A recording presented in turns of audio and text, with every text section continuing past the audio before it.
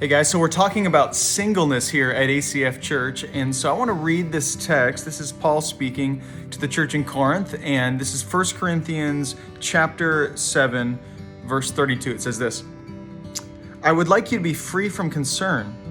An unmarried man is concerned about the Lord's affairs, how he can please the Lord. But a married man is concerned about the affairs of this world. How can he please his wife?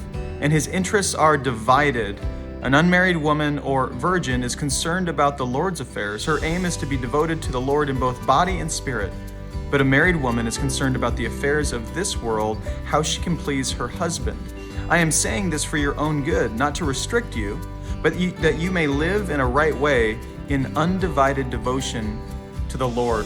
What a great text. Now, I know singleness is not something that's maybe talked about a whole lot. It's kind of that thing we like to sweep under the rug. And if you're single, it's something that for many people, you just kind of want to avoid the discussion, right? There's a lot of awkward questions and people are like, why aren't you dating somebody? And what's going on in your life? And isn't it time to move on? But throughout this text specifically, Paul is actually building up the value of the single life. And specifically, not just for being single's sake, but specifically for the sake of ministry. He's saying, hey, when you are connected to another person in marriage, there is a divided heart that you kind of have to deal with. And if you're married, then you've dealt with this before, the feeling of, I'm here to serve my wife, my family, my husband, whoever it may be, but I'm also here to serve the Lord. And so at some point, something will win out. He talks about being divided, and this is a really big deal when it comes to being with a partner for the rest of your life, is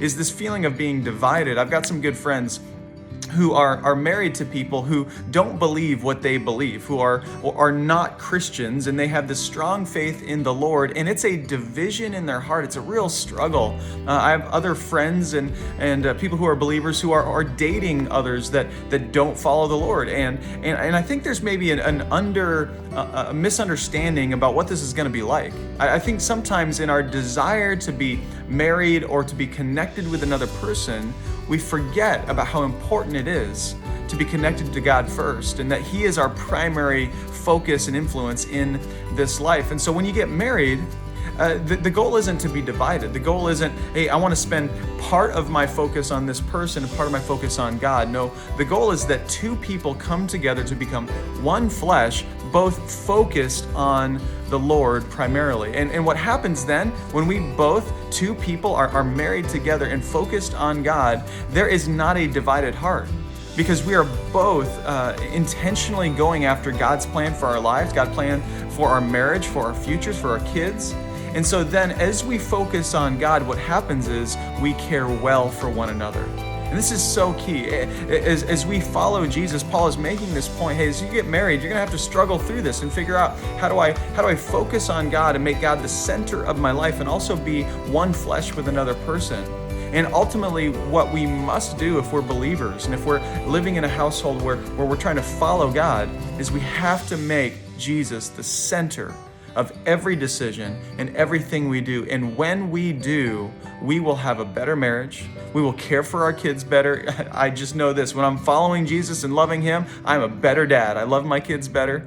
And so Paul is saying, hey, as a single person, this is a benefit of yours.